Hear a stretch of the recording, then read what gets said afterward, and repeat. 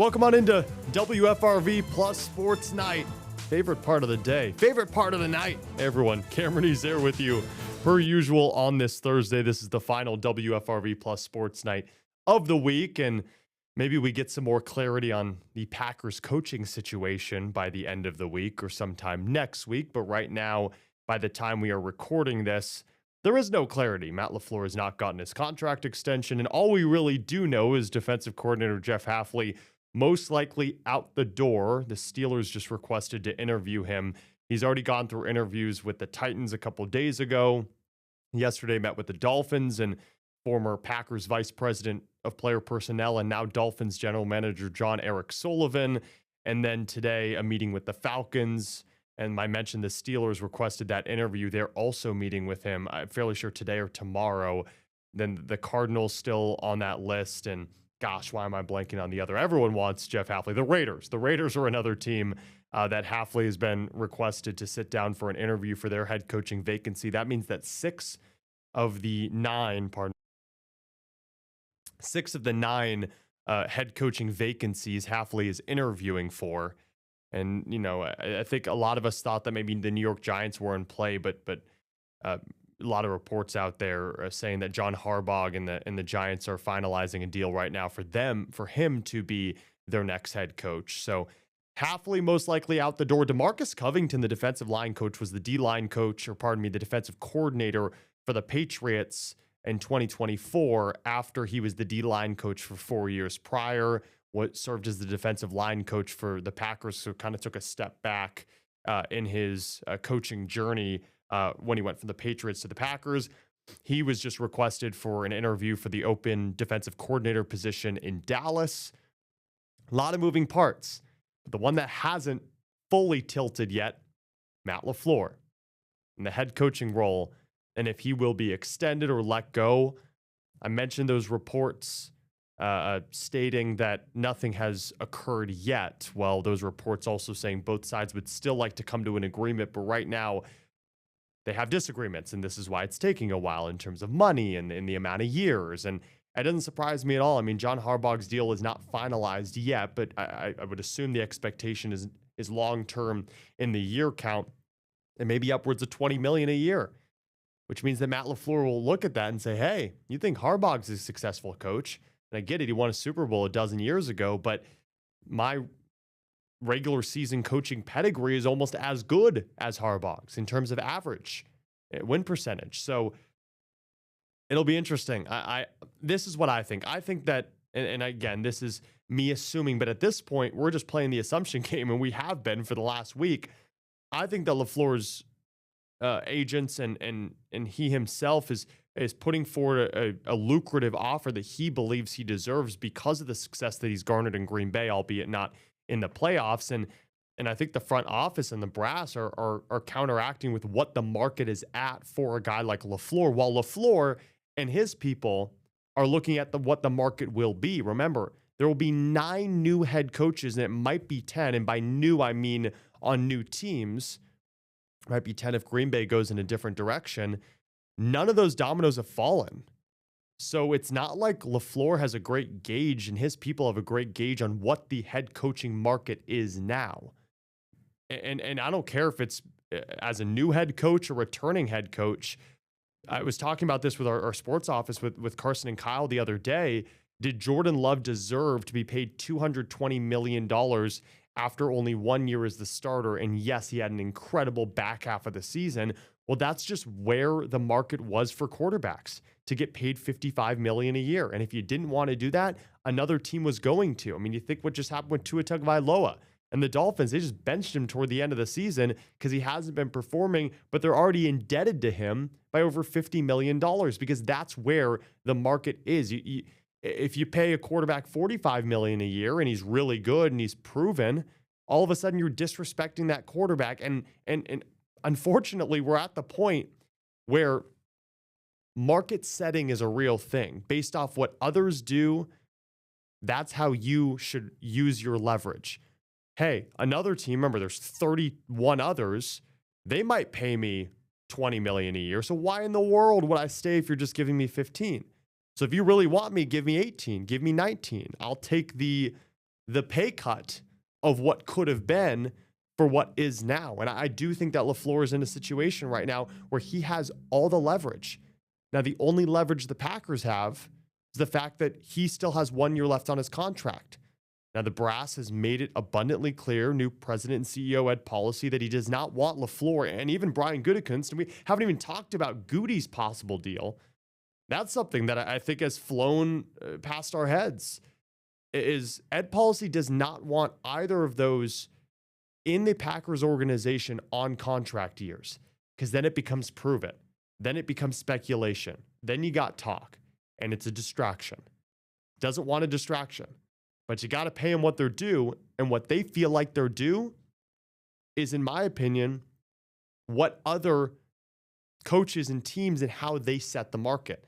So I don't know. I think we need to wait until something drops with the Harbaugh news to see just how much LaFleur will counter with. Because I don't think it's, honestly, he has another year. I don't think it's worth it for Matt LaFleur and his people to go to the Packers and say, this is the amount I want.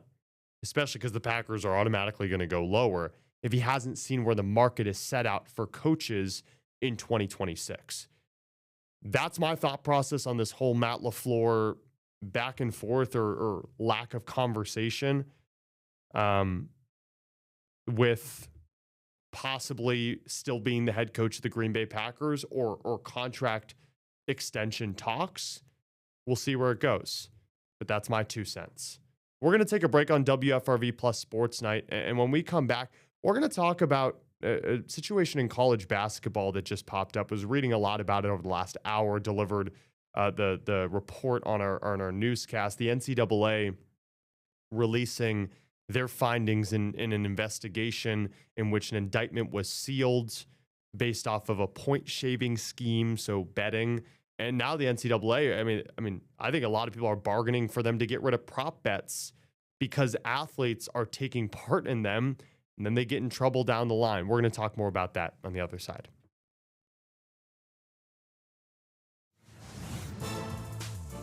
Let's keep things rolling here on WFRV Plus Sports Night. Cameron Ezer with you. Now, gosh, when the NCAA brought forth, and it wasn't the NCAA, but they had to accept it, NIL, name, image, and likeness. And they got rid of the consequences for transferring where you didn't have to sit out a year. Gave a lot of power to the players, which I think they deserve. And remember, the NCAA is very power hungry. But then things like this start to happen. And not saying they didn't happen before, but findings by the NCAA released in a federal indictment that was sealed until earlier today state that 39 players of 17 different Division I programs in the NCAA were involved in a point shaving scheme. So underperforming or trying to score, trying not to score, trying to affect how many points they should have or if their team should win or shouldn't win. And doing so because they were offered large sums of money from outside sources who were then going to Vegas to bet against or for what these players were trying or not trying to accomplish. Now, oddly enough, I had a situation like this, and this is just crazy to say. Back when I was a kid in California, and I played for this team called the La Jolla Hoopers. I know, very youthful. And I think I was in 3rd or 4th grade. And it was a blast of a time, an AAU team, travel ball at times. And pretty much the entire staff, the coaches, the trainers, whatever it is, they were all busted for throwing games. Now, what throwing games is there's some sort of higher up, there's someone in Vegas, it could be a company, it could be a person, it could be a conglomerate, that goes to certain people and says, hey, I'll give you $100,000 if you go to this college team and say, hey guys, I want you to lose this game. And you might be wondering, wait, but what's in it for the guys on the court? Well, the person that was offered the $100,000 is not getting paid that up front. They will go to the players and offer them a portion of that money. So then the players say yes, they throw the game, right? They purposely try to lose, or they purposely try not to score. They purposely try not to play. And we saw this with Jonte Porter in the NBA. He was affecting his point spreads. He'd go out injured 5 minutes into the game. So everyone that bet his under on points, because he didn't score any, even though Vegas projected him to score over under 6.5 points, that he would win, that you'd just automatically win that bet. And then what the higher up would do is go to Vegas and bet 10 times that amount on that team losing. Now, it could backfire, but most of the time, because it's only promised that you get the money if you're the players, if you do throw the game, if you do abide by these illegal rules, what would happen is, let's say you bet the higher up bets $1 million on Vegas to win $7 million. It's going to win the $7 million. He gave up $100,000 in order for those players to throw the game. So the players benefit. The person that told the players to throw the game is going to benefit because they'll get a portion of that $7 million. But the person or the conglomerate taking a majority of the pot is the one going to Vegas and betting the lucrative amount, the $1 million to win $7 million. So you are illegally betting. You are affecting the outcome of the game through monetary value, and then spending 10 times more in order to make 30, 40, 50, 60, 70 times more. But everyone benefits because everyone makes money. But of course, the integrity of the game doesn't benefit. Well, what just happened, like I said, is that a federal indictment was unsealed. So 39 players were listed on this indictment that were involved in a point shaving scheme. So they were told not to score, to try to lose the game, shave points off the scoreboard in order so that bet hits by whoever the higher up is making this illegal bet in Vegas who's affecting the outcome. Well, only 20 were charged as of now, but that's based off the findings. One of the guys that wasn't charged, his name is Elijah Gray. Now, Elijah Gray played at Fordham, then transferred to Temple, and then transferred to Wisconsin in July of 2025. 3 months later in October, abruptly dismissed from the program. There wasn't really given, much of a word given, not that there needed to be, but Wisconsin just saying, we've dismissed Elijah Gray from our basketball program, yada, yada, yada. We wish him the best moving forward. Turns out Elijah Gray's name was on that indictment. Now, Greg Gard, I don't want to say ironically, but coincidentally had his media availability today after the report came out. So he fielded questions about the situation, willingly or unwillingly. I don't know. I don't think he wanted to field the questions, but it's his media availability, and the media is going to ask what the media is going to ask. And because no one else was made privy to it, except those involved in the investigation, questions were asked to Greg Gard about, hey, you dismissed him, so I assume you were aware of this, or at least were made aware by the NCAA, and he confirmed that he was made aware of it by the NCAA, that this was now, I don't even know if it was, hey, Elijah Gray is involved in this point shaving scheme 2 years ago. It might have been, hey, Greg Gard, there currently is an investigation going on involving one of your players that more than likely tried to affect the integrity of the game of basketball in one of his former programs, in which Greg Gard acted swiftly, dismissed him, and he talked about it. He said, hey, it's frustrating, it's unfortunate, but I do protect the integrity of my basketball program. So I made the swift decision to let the dude go, to not run into any of the negative ramifications that would have been the indictments unsealed.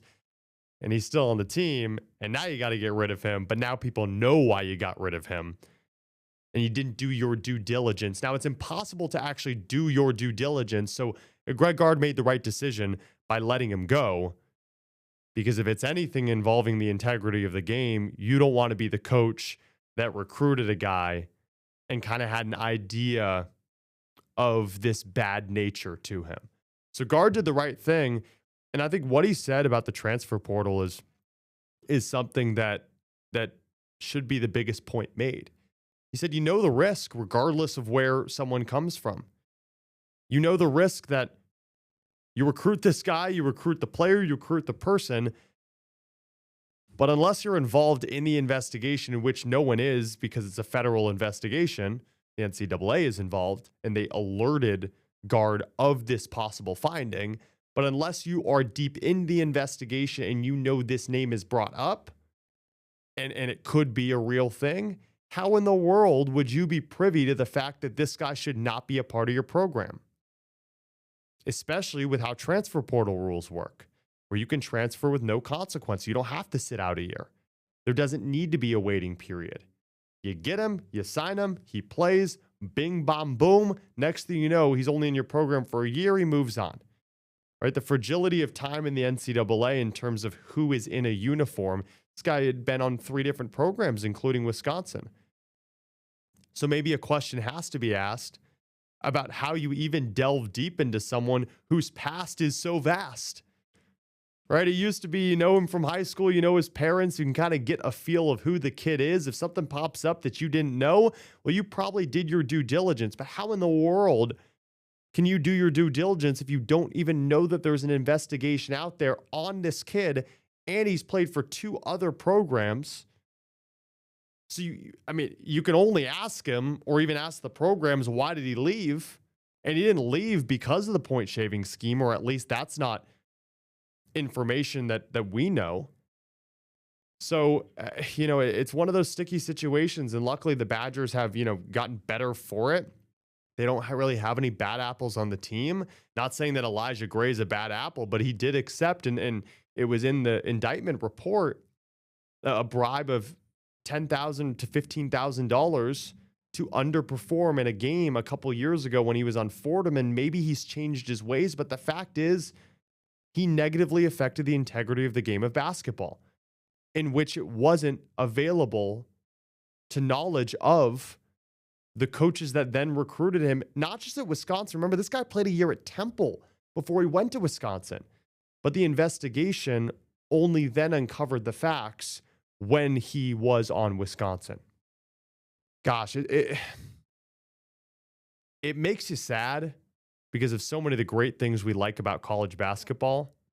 March Madness, the rivalries, the conference hatred, the future of what we're going to see in the NBA and EuroLeague basketball and beyond. Then you get these situations where more and more people are falling into this trap. And I do think that it's an effect of NIL. Now that you can make money, there are workarounds. And not saying that it's the fault of NIL, but because guys are making money, I think it's easier when you accept money. You don't think it's a bad thing. And that guy's making money on his name, image, and likeness. I can't make money on maybe not making the shot. And I hope that we're beyond that. But unfortunately, based off this indictment, we weren't 2 years ago. I don't know if we are now. But fortunately, programs are treating it as a non-negotiable. And there's no, and I mean no, tolerability for actions like that. And I think Greg Gard made the right choice. And again, we weren't privy to this information in the media or throughout because it is a federal investigation, which could have uncovered the complete opposite, but it didn't. And just wanted to kind of discuss it because it kind of hits home for me because of that situation that I described back when I was in elementary school of my coaches getting arrested because they were throwing games and making money off of it. So interesting. Okay, we're going to take a break on WFRV Plus Sports Night. When we come back, we'll talk a little more Packers, and then we'll wrap things up. That's next.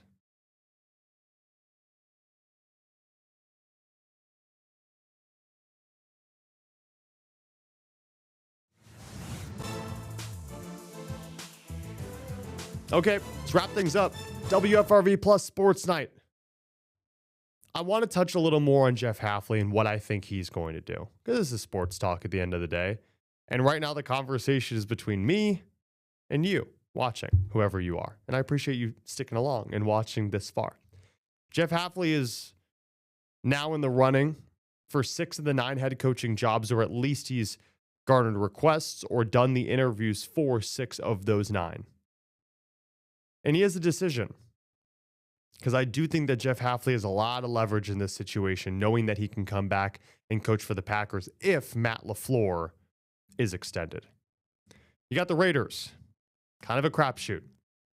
You bring in a legendary coach like Pete Carroll, team underperforms, the division maybe even overperforms. I know the Chiefs didn't have the season they wanted to, but if the Chiefs come back to any semblance of what they were the last 5 years, you already know the Chargers and the Broncos are what they are. So you are the 4th place team in the division. Maybe a rebuild is in order, but that means drafting a new quarterback after you just paid Geno Smith the money you did. You do have a great start with Ashton Genty. What do you do on defense? Max Crosby wants to be a Las Vegas Raider. Can you keep him? Can you keep him happy? I don't know. I would avoid the Raiders. The Tennessee Titans, very interesting. They weren't good this year.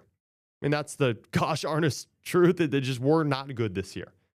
Did anyone expect them to be good this year? No. They had the number 1 overall pick for a reason. Cam Ward went in there with a fairly unseasoned team, and he showed flashes, but there's a long way to go. That's a rebuild. Maybe Jeff Hafley likes that. He's a leader of men. Keyshawn Nixon said it. Just the way he leads, the way he empowers his players. He's a players-led coach. And I do think in that division, really tough with how the Colts started the year, what the Jags have been doing. And then, of course, the Texans are, still chugging along in the playoffs. It's a tough division to turn things around in a rebuild type of situation. But if there's anyone to do it, maybe it's a guy who can empower his players. The Titans, still think you avoid them. Cardinals are interesting. You go into the draft, and you get a quarterback, or do you just keep relying on Kyler Murray? Is Marvin Harrison your number 1 option? Can Jeff Hafley unlock that defense enough where the offense can have confidence in the defense? Because Trey McBride is first-team All-Pro. And that team has showed they have the ability, 9 one-score games or 10 or lost? I don't even know what it was. They lost a lot of one-score games. So that one's interesting to me. The Dolphins think it's a perfect situation for Hafley. You take out Mike McDaniel, bring in a guy with no drama. Nothing but, I want to coach the game of football. The general manager is the former Packers VP of player personnel.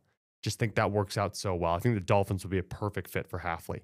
Same with the Steelers. They probably want a defensive-minded coach. I would go Brian Flores in that situation, but I really do think it's a toss-up. If Hafley can get that job in Pittsburgh, imagine what TJ Watt could even further be. Does Cam Hayward come back for another year?